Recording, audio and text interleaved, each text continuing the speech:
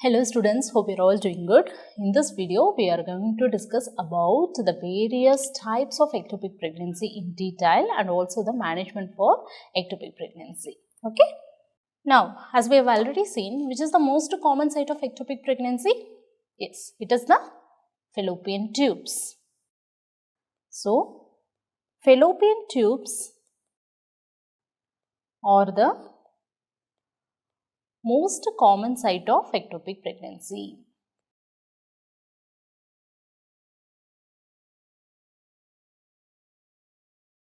And in the fallopian tubes, which is the most common site? Yes, it is the ampulla, followed by isthmus, followed by the infundibulum, and lastly, it is the interstitium. Okay. Now, why ampulla is the most common site of ectopic pregnancy?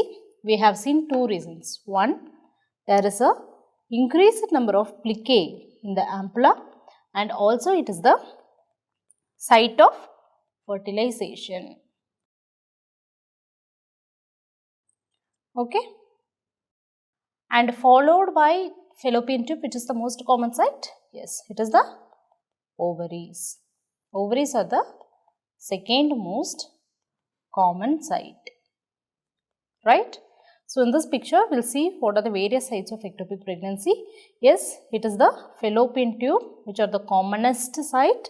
So, in the fallopian tube, it is the ampulla first, followed by the isthmus, followed by the infundibulum, okay, and then the interstitial, right? And then the ovarian ectopic is the second most common site of ectopic pregnancy. You can also have a cervical pregnancy in the cervix or an abdominal pregnancy, which will be happening in the abdominal cavity, or even a peritoneal pregnancy. Okay.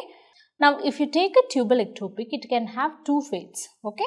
It can go for rupture or it can go for abortion. So, tubal ectopic can go for tubal rupture or tubal abortion. Okay. So, first we will see about tubal rupture. Okay. Most of the times the tubal rupture can happen spontaneously. Okay. Or it can also happen during coitus, as well as if a bimanual examination is done. Okay. And in tubal rupture, there will be increased amount of hemorrhage inside the abdominal cavity, and sometimes it can end up as a life-threatening situation also.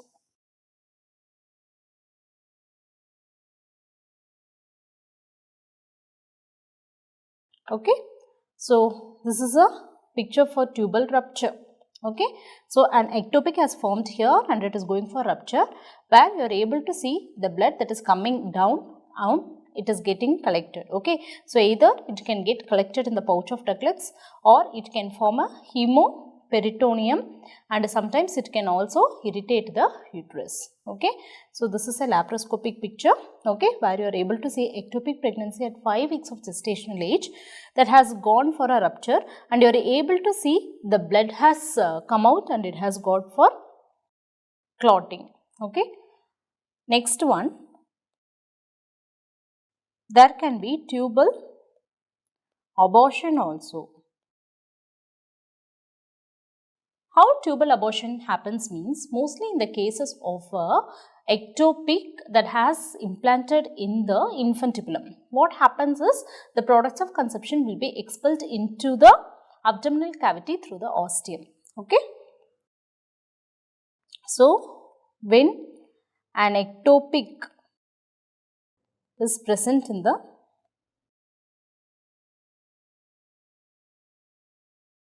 infundibulum, the products are extruded into the abdomen through the ostium. Clear? Now in this case, if you ask about the bleeding, it can be in either way. Okay, either it can be minimal or there can be severe bleeding that can be enough to collect in the cul-de-sac also. Okay, and remember, see, this is a picture of tubal abortion. Okay, so what is happening? It is coming out through the ostia out there in the infantibulum, and there is a minimal amount of bleeding coming, and when this extruded, what happens is sometimes it can get implanted anywhere in the abdominal cavity and it can turn out to a abdominal pregnancy also. Clear? Yes. So these are the two fates of a tubal ectopic. Clear? In this, I want to specifically talk about the interstitial pregnancy.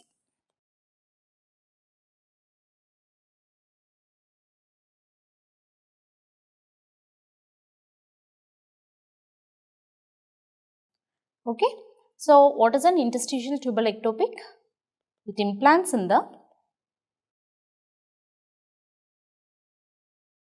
tubal segment that lies within the muscular wall, right? So, if a tubal ectopic is growing like this, okay, we have already seen in this area if a pregnancy is growing, what is going to happen? It gets supports from the myometrium also, and this pregnancy can be carried up even up to 16 weeks of gestational age, okay, and then it will not be going for any abortion, right? So, most of the times what happens is there will be a rupture. Okay, and this rupture can be catastrophic sometimes, and there can be increased amount of hemorrhage and bleeding, and sometimes even this kind of rupture can end up in mortality. Okay, so the mortality rate can be as high as 2.5%. Clear? Clear? So that is the importance of interstitial ectopic. And if we specifically see the ultrasound findings of interstitial ectopic, you can see a G-sac that is separated from the endometrium.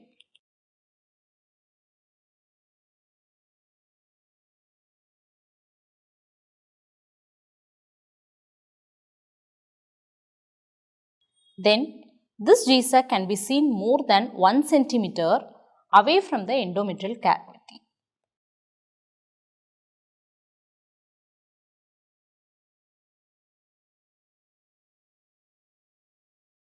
You will also be able to see a sign called as interstitial line sign, which is an echogenic line that is extending from the G-sac towards the uterine cavity. Okay. Extending from the G-sac to the uterine cavity. Okay. So, this is a picture of a right interstitial ectopic pregnancy. See, you have the uterus, okay, you have the uterus, and in the uterus, this is where the fallopian tubes are going to start. So, at this region, you are having an ectopic, and if you see, this is an interstitial line sign, okay, that you will be able to make out in an ultrasonogram. I have shown a schematic representation, okay. So, this is the interstitial line sign where it will be extending from the G-sac towards the endometrial cavity. Clear? And remember, you will be having normal tubes and ovaries in interstitial pregnancy.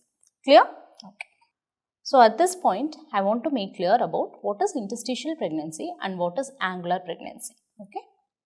So, we will see what is interstitial pregnancy and what is angular pregnancy.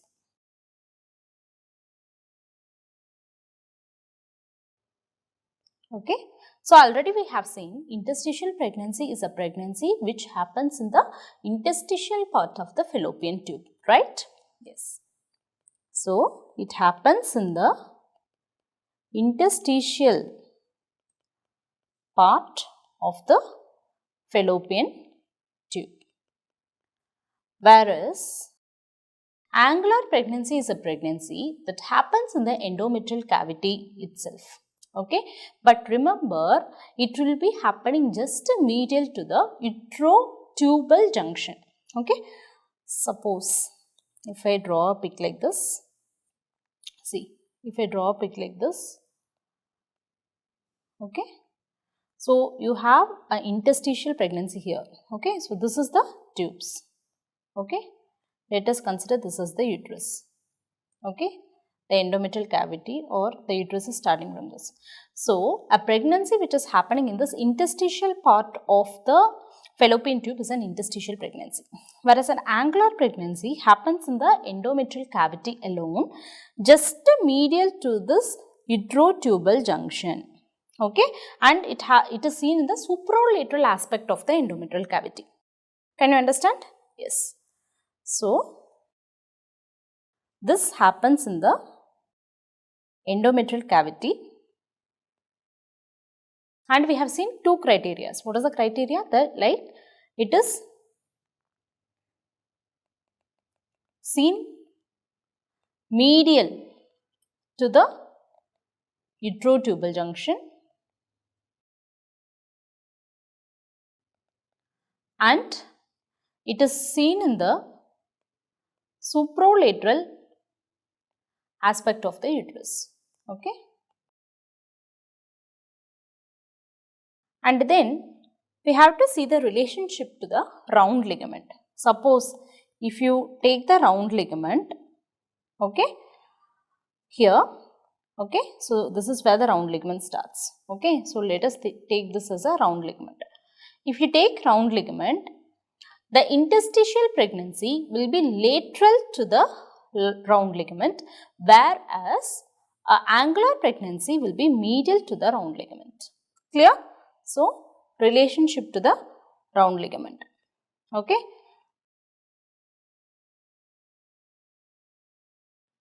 Okay. So, interstitial pregnancy is lateral to the round ligament and this is medial to the round ligament. Okay. And we already know that this is a extra endometrial ectopic pregnancy. Okay, whereas an angular pregnancy is a intra-endometrial pregnancy, but it is not an ectopic. Clear? And another point is, most of the times, interstitial pregnancy can be non-viable also. Okay, but if you see in a angular pregnancy, viable pregnancy is possible. Clear? And remember, both of them have a chance of increased rupture.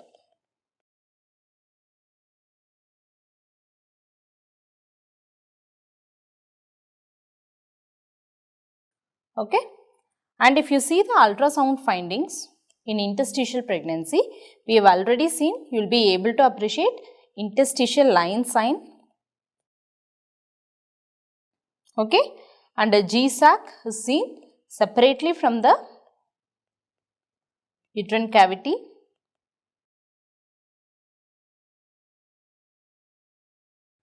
And remember the fact that in an interstitial pregnancy, there will be thinning up of the myometrium. Okay, so the myometrium will become very thin and it will be less than 5 millimeter. Okay, so thinning up of the myometrium. Whereas in an angular pregnancy, the gestational sac will be surrounded by an endometrium and there will be a thick myometrial layer. Okay, so G-sac surrounded by endometrium and there is a thick layer of myometrium also. Clear? So, I hope you would have understood now what is interstitial pregnancy and what is angular pregnancy, right? See, Cornual pregnancy is a rare form of ectopic pregnancy.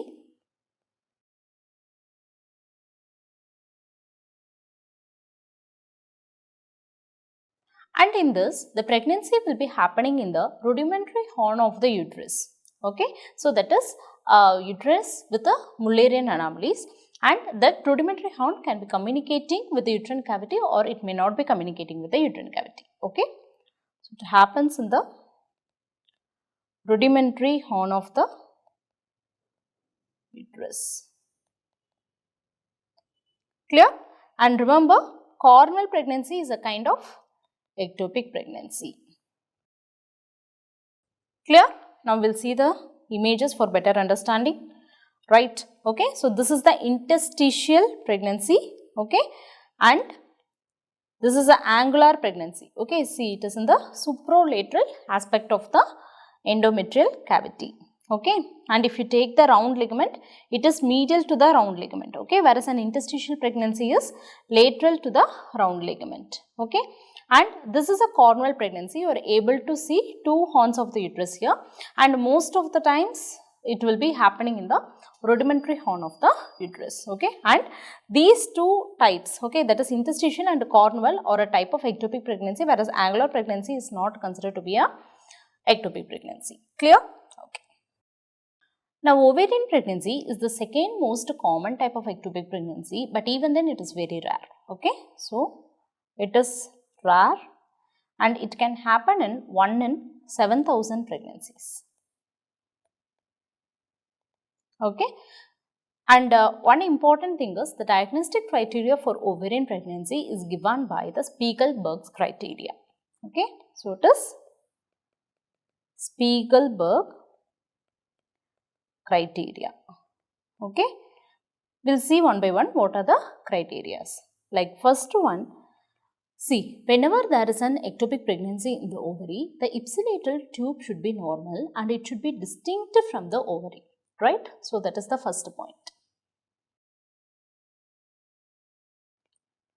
So, ipsilateral tube is intact and is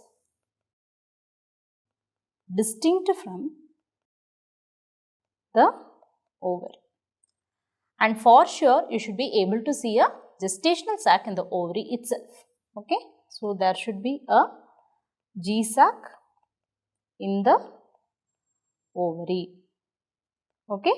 And this ectopic pregnancy in the ovary, it should be connected to the uterus by the utero-ovarian ligament. Right. So, ectopic pregnancy is connected to the uterus by the utero-ovarian ligament. Okay. And when you take a histopathological examination after surgery, you should be able to see the ovarian tissue in the gestational sac of the ectopic pregnancy. Clear? So, ovarian tissue seen in the wall of G-sac. Clear? So, these are the 4 criteria. We will repeat once again. So, first one, ipsilateral tube is intact and it should be distinct from the ectopic, or that is the ovary, and G-sac should be present in the ovary, and the ectopic pregnancy should be connected to the ovary by the utero-ovarian ligament, and when you do a histopathological examination, you will be able to see the ovarian tissue in the G-sac of the ectopic pregnancy. Clear? Okay. So, if you see the ultrasound picture, you will be able to see a G-sac, okay, that is surrounded by a echogenic area widely, okay, and it will be surrounded by the ovarian cortex. Clear? Okay. So, this is the ectopic pregnancy in the ovary. So, you are able to see the uterus separately. Okay. So, this is the left ovary, okay, that is separately seen, and in that you are able to see a ectopic pregnancy. Okay. So, this is a pic again. You are able to see this is the uterus, right? Okay. So, the uterus is going like this, and this is the ovarian tissue. You are able to make it, right? So, this is the ovarian tissue, and in that you are able to see a G-sac. Clear? Okay. So, the criteria is known as Spiegelberg criteria, very important, right. Next, we will see cervical pregnancy.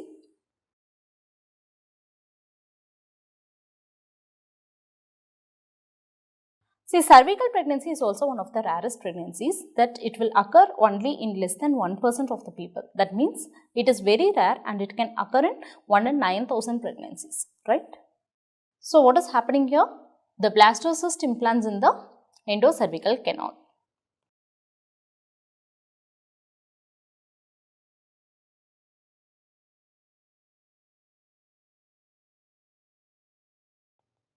Endocervical canal. Okay.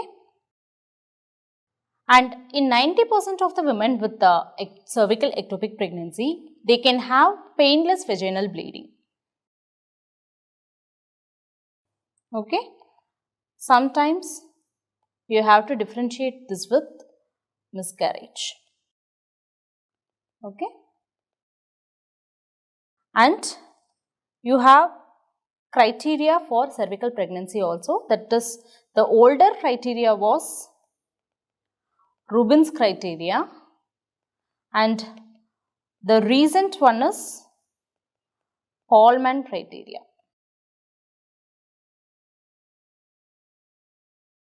Okay, we will see what are the features of Hallman criteria.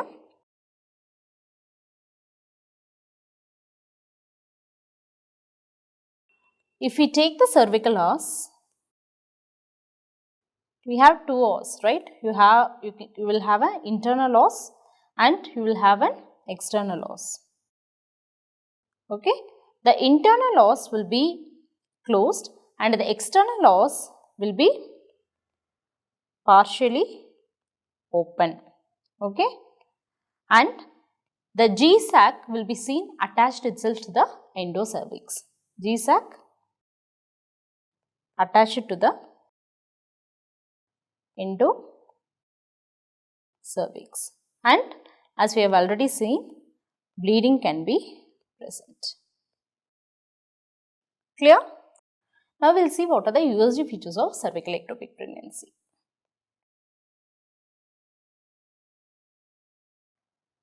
See, when ectopic pregnancy is present in the cervix as well as the uterus are going to dilate. Okay, see, if it is like this, this is the uterus, okay, this is a cervix, okay.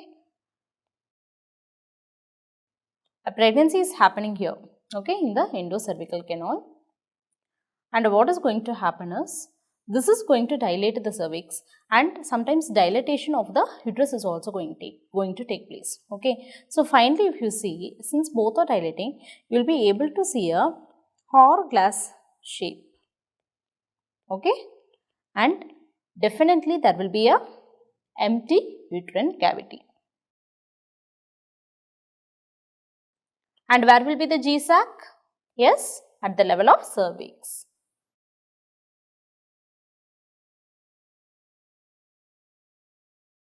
And on colored Doppler, what you will be able to see? Yes, it is increased vascularity at the cervix.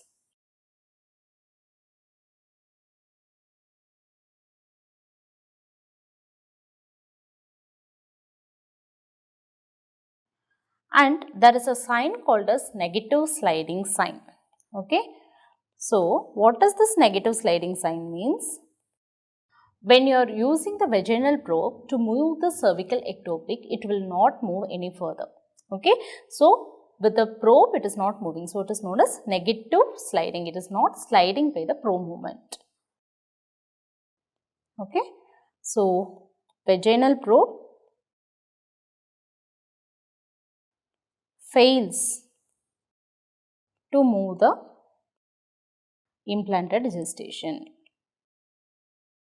Clear?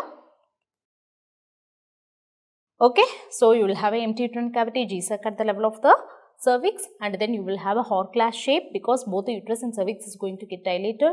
There will be increased vascularity that we have seen, and negative sliding sign will be seen in the case of cervix. Okay, so this is an ultrasound picture of a cervical ectopic. Okay, I hope you are able to see how this hourglass shape is coming, right? Okay, so this is the uterus level, and this is the cervix level. There is a cervical ectopic pregnancy, and remember there is a closed cervical os and the closed cervical internal os, okay, whereas the external os can be partially open also, because this developing pregnancy will be going to give a pressure on the external os, okay.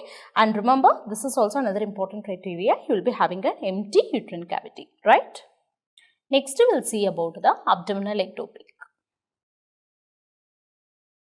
See, there can be two types of abdominal ectopic, okay. A primary abdominal ectopic is an ectopic pregnancy which has implanted itself in the peritoneal cavity itself, okay. So, implantation in the peritoneal cavity, whereas a secondary ectopic, okay, it may follow tubal rupture or tubal abortion as we have seen previously, okay. So, occurs after tubal abortion or tubal rupture, and in both these types it is the second type which is most common, okay. So, secondary abdominal pregnancy is most common, okay. And there is a criteria for abdominal pregnancy also, we call it as study for criteria, okay, it is study for criteria, okay. As usual, can you tell me? Yes, tubes and ovaries should be normal.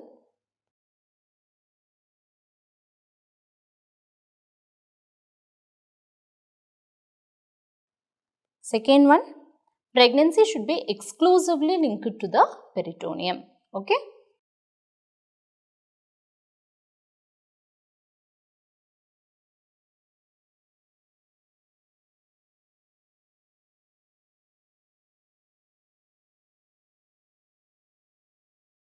And there should not be any uteroplacental fistula, and there should not be any uteroperitoneal fistula.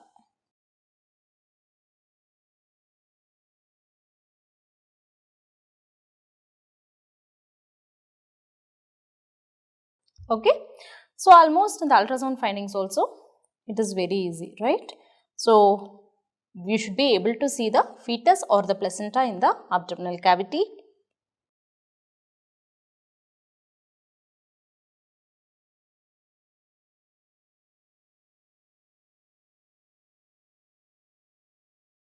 Okay, that is separate from the uterus, and there should be lack of myometrium between the fetus and the mother's anterior abdominal wall or the bladder, okay. So, lack of myometrium between the fetus and the maternal anterior abdominal wall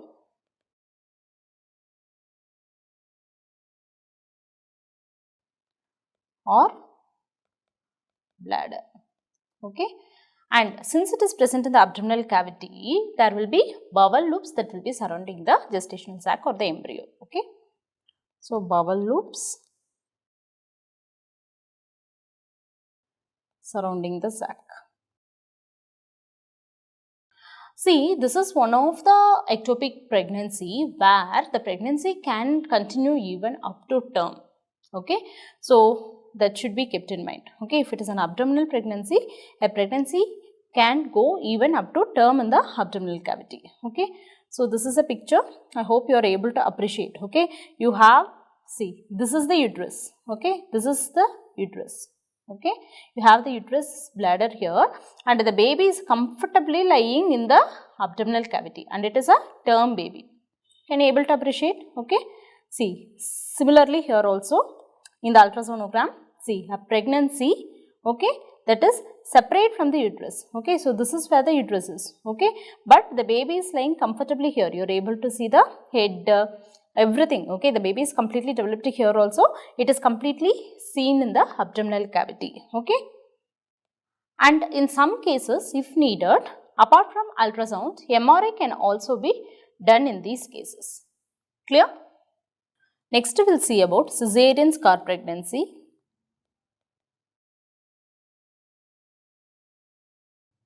Okay.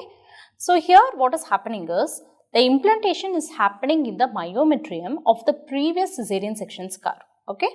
So implantation within the myometrium of a previous cesarean scar. Okay. See, it is one of the rarest pregnancies. Even then, because of the increased cesarean section rates now, the incidence of cesarean scar ectopic is also getting increased. Okay. So, incidence increased nowadays due to increased rates of cesarean section. Okay. If you take these cases, if you see 60% of the cases, they will be presenting symptomatically with bleeding and pain. Okay. And in 40% of the cases, they are asymptomatic, okay, and they are diagnosed only by a ultrasonogram. Clear? If you take cesarean scar pregnancy, it can be further divided into an endogenic cesarean scar pregnancy and an exogenic cesarean scar pregnancy. Okay. So, cesarean scar pregnancy can be classified further into endogenic type and exogenic type. Okay. If you take the endogenic type of cesarean scar pregnancy, endogenic means it will be going towards the uterine cavity. Okay. When it is going towards the uterine cavity, the outcomes can vary. Okay. So, in exogenic cesarean scar pregnancy, what will be happening is the pregnancy will be growing towards the abdominal cavity or the bladder. Okay. So, what will be happening is this may complicate itself as placenta accreta spectrum also, right? And sometimes this may even necessitate the hysterectomy. Clear? So, in endogenic, the pregnancy growth is towards the uterine cavity. Okay. Whereas in exogenic, the growth is towards the bladder or abdominal cavity. Okay. And in endogenic type, there can be variable obstetric outcomes. Okay. Whereas in exogenic type, it may complicate itself as placenta accreta spectrum, and that may increase the need for hysterectomy.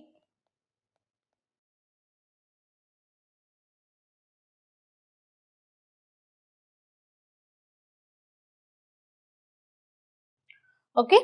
Now, if we see the ultrasound findings in a cesarean scar pregnancy, okay, we should mark the uterine length as such, okay, and you will be marking a midpoint also.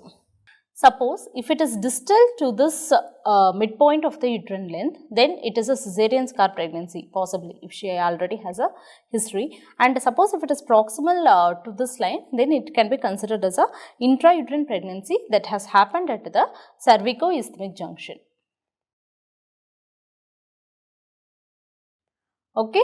And if you put color Doppler, definitely there will be increased vascularity. And here also we will be having negative sliding sign.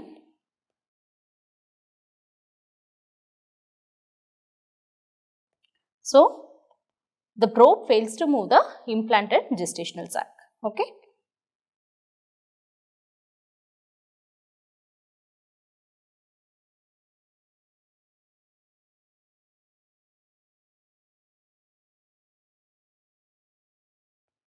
Clear? Okay. Now, we will see the peak. So, you have the uterus, okay, with the cesarean scar. Okay, so this is where the incision was given in the previous cesarean section, and this is where a pregnancy got implanted exactly. Okay. So, in this ultrasound picture, you are able to see the uterine cavity and the cervix. Okay. So, this is the uterine cavity and this is the cervix, and here a cesarean scar pregnancy is also seen. Clear? I hope we are done with all the types of ectopic pregnancy the criteria and the ultrasound diagnosis. Okay. As we have made the diagnosis, now we are going to deal with the management part. Okay. So, management of ectopic pregnancy.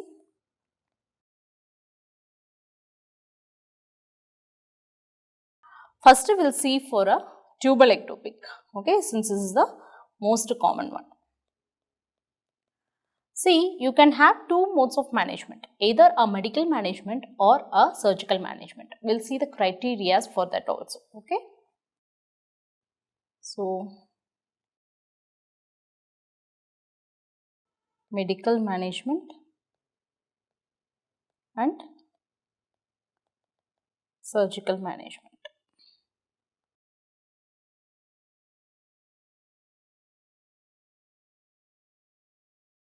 See, for medical management, the patient should be stable first, right? So, the vitals are stable in the patient. Okay. And it should be a unruptured ectopic. Okay. And if you go for investigations, the beta HCG value should be less than 5000 international units. Okay. And in the ultrasound, the sac size should be less than 4 centimeter. Okay. And definitely the cardiac activity should be absent. Okay. Cardiac activity absent. Simple. Okay. We will apply the rules for surgical management now. Yes. So, here when the vitals are unstable, definitely we are going for the surgical management. Yes. When it is a ruptured ectopic, then we are going for a surgical management. Yes. When the beta HCG value is more than 5000 international units and when the sac size in the ultrasound is more than 4 centimeter and also when the cardiac activity is present. Okay, we are going for a surgical management. Clear? And remember, two more important factors for doing medical management. One thing, the patient should be motivated. Okay, for treatment. And she should be compliant enough for follow-up. Okay, so compliance for follow-up should also be there. Clear? Now, the most important drug that we use for medical management is, yes, it is methotrexate. Okay. So, medical management is done with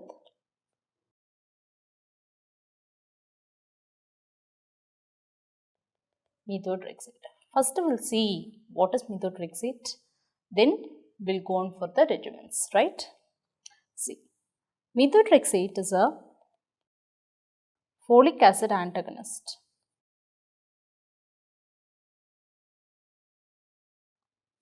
Okay. So, it will be binding to dihydrofolate reductase and it will be blocking the conversion of dihydrofolate to tetrahydrofolate. Okay. So, dihydrofolate is converted into tetrahydrofolate by dihydrofolate reductase. Okay.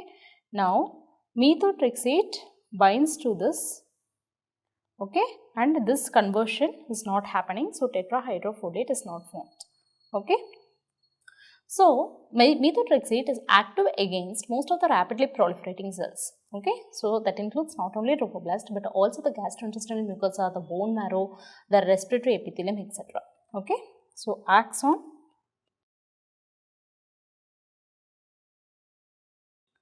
rapidly proliferating cells including trophoblast,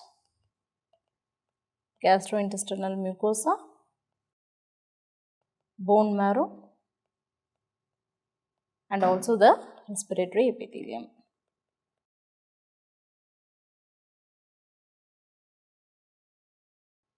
Okay. It is a potent teratogen also and it is cleared by kidneys. Okay. So, before starting methotrexate,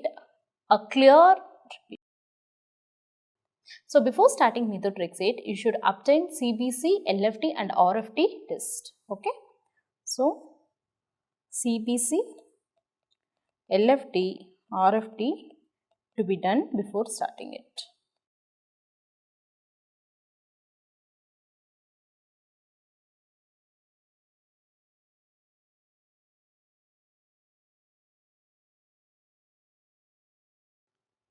Okay. So, while you are giving methotrexate, you have to withhold certain things. Okay. So, you have to withhold, number one is folic acid supplements because there is binding to dihydrofolate reductase.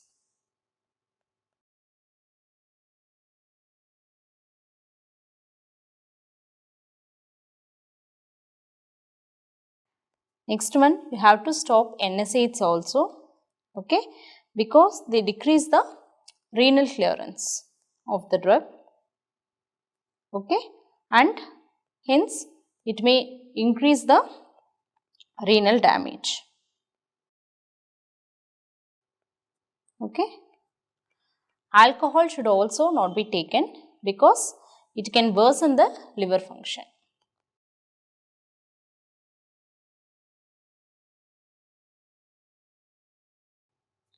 And exposure to sunlight while taking methotrexate can sometimes cause dermatitis. And coitus while taking methotrexate for ectopic pregnancy should be avoided because there can be an increased chance of rupture. The dose of beta-HCG is calculated as 1 milligram per kilogram. Okay, so for an average Indian woman, it is 50 milligram per meter square of body surface area. Okay, and this is usually given as a intramuscular injection. Okay. Now, consider I have given methotrexate on day 1. Okay. Now, what I will do is, I will repeat the beta-HCG levels on day 4. Okay. Sometimes there can be a slight increase in serum beta-HCG levels on day 4. Okay. So, what we will be doing is, we will be checking next beta-HCG level on day 7 also. Okay. Now, I will see the difference between this day 4 and day 7. Okay. Suppose there is more than 15% decrease in the levels or there. What we will be doing is, we will be repeating the serum beta-HCG levels every weekly. Okay. Until it becomes to less than 5 milli international units per ml. Okay. We will be doing it every weekly. Okay. Suppose there is less than 15% of the fall in the beta-HCG levels means, I will be giving another dose of injection here on day 7 and I will be repeating the serum beta-HCG values on day 11. Clear? Okay. So, once again I will see, we are giving on day 1 the injection, on day 4 a slight increase can be there. Anyhow, you are going to note down the value and you have to repeat the serum beta-HCG value on day 7 also. So, you have to compare the levels between day 7 and day 4 now. Okay. So, if there is a more than 15% fall means, then your methotrexate injection is working out. Okay. So, what you will be doing is, you will be doing a serum beta-HCG level every weekly until the HCG values become very less, that is, it becomes less than 5 milli international units per milliliter. Suppose if it is not reducing and there is only less than 15% of the reduction in the beta-HCG values means, you have to repeat the second dose of methotrexate, okay, the same dose 50 milligram per meter square on day 4 also, and you will be doing the beta-HCG levels on day 11. Clear? Yes. Now, we will also have a multi-dose regimen.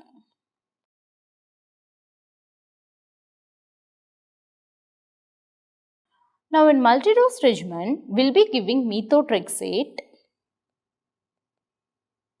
at a dose of 1 milligram per kilogram.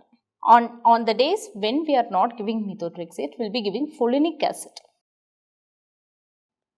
at a dose of 0.1 milligram per kilogram body weight. Clear? See, for example, on day 1, 2, 3, 4, 5, 6, 7, 8. Okay. I choose to give injection methotrexate on day 1. So, I will choose 1, 3, 5, 7 days for methotrexate. Okay. And on the alternate days, that is 2, 4, 6, 8, I will be giving folinic acid at a dose of 0.1 milligram per kilogram. Okay. So, whenever I am giving injection methotrexate, that day I will measure serum beta HCG levels. Okay. And the reduction between the two levels should be more than 15% from previous value. Okay. From previous value, there should be more than 15% of reduction. Okay. And it should be followed up till HCG falls less than 5 milli-international units per milliliter. Clear? Okay. So, this is all about your medical management. Next, we will see the surgical management. Surgical management in a case of tubal ectopic can be done by two routes, either by a laparoscopy or by a laparotomy. Okay, this is mostly preferred when the patient is unstable. Okay, and if the patient is stable, okay, you can take her for laparoscopy. Okay, now already we have seen the indications for surgical management. Now I will go to the options available. You can go for one is salpingostomy, okay, and another one is salpingectomy. Now, how to remember this? This O you have to see. O has a hole, right? So, what we are going to do is, you are going to put a hole in the tube, okay. Whereas, gectomy, okay, means you are going to remove the tube completely, okay. So, we will see salpingostomy. So, we are going to remove the ectopic gestation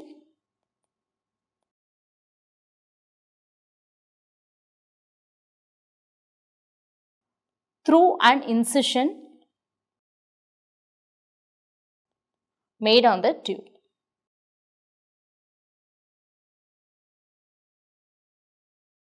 Okay, but you have some drawbacks of salpingectomy. While doing so, some of the cases can get converted into salpingectomy.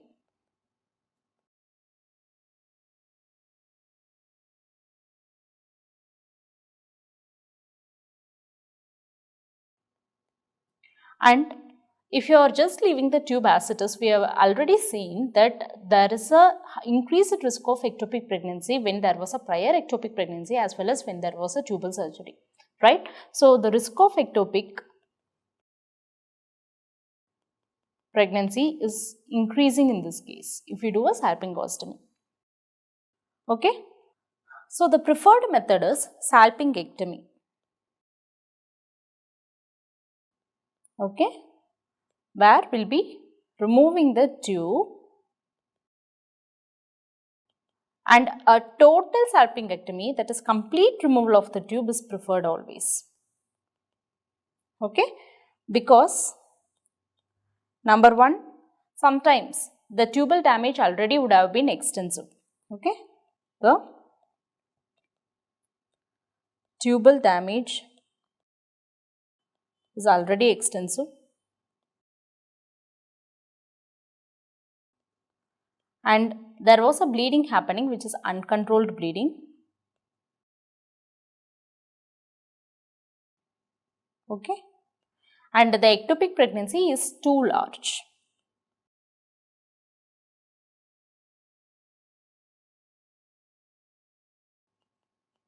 That means it is better to completely cut off the tubes.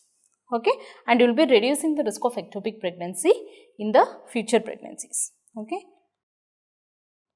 risk of ectopic in future pregnancies in the same tube. Okay, but remember, there can be again a chance of ectopic if the other side tube is left open. Okay.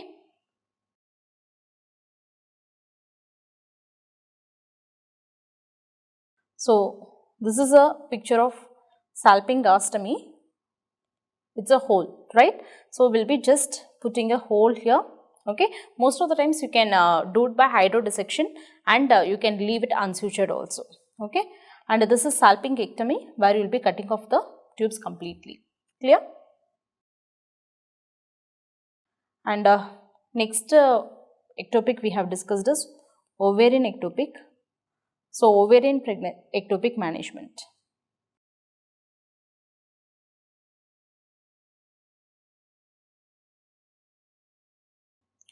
Most of the times, ovarian ectopic needs only surgical management. Okay, suppose if it is a smaller gestational ages, then you can go for a ovarian wedge resection, and suppose if the gestational sac is too large, then you have to go for a oophorectomy as it is. Okay, so most of the times it is surgical management. So small lesions, I'll do a ovarian wedge resection. Okay, and for larger lesions, we'll do a oophorectomy.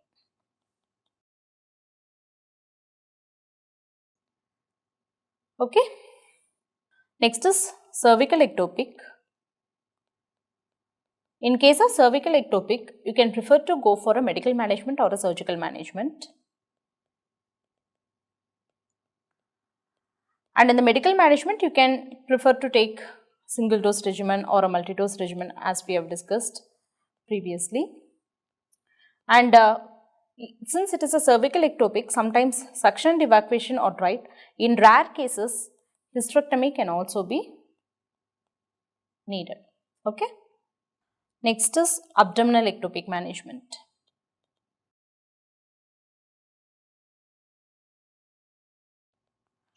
Already we have seen abdominal ectopic pregnancy is a pregnancy which can be carried up even up to term. So, what you will do is you will go for a laparotomy and pregnancy termination if you find a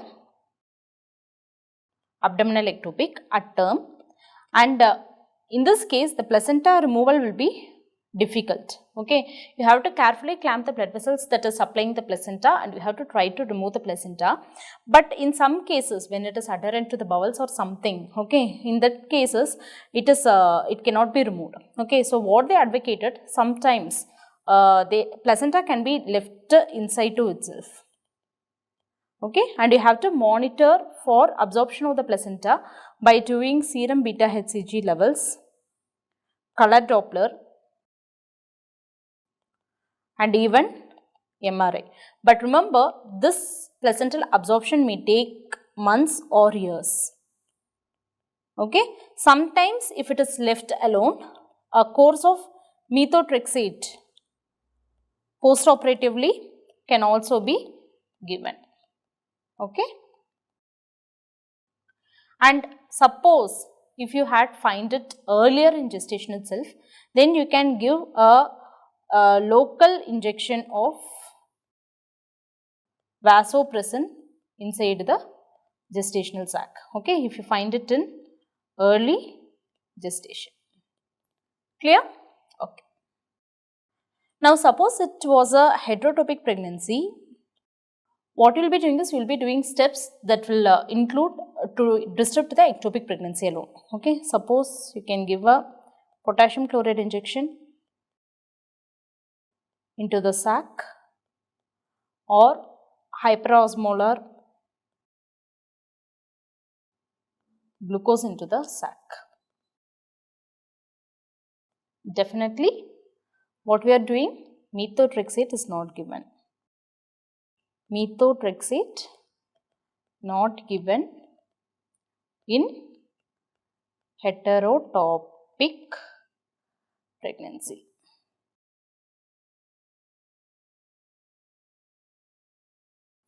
Clear? Yes. So, with this we are completing the ectopic pregnancy topic. This is a vast discussion involving 2 sessions, but even then we have done almost every point of ectopic pregnancy. So, until we meet in the next video, take care, happy learning, and bye-bye.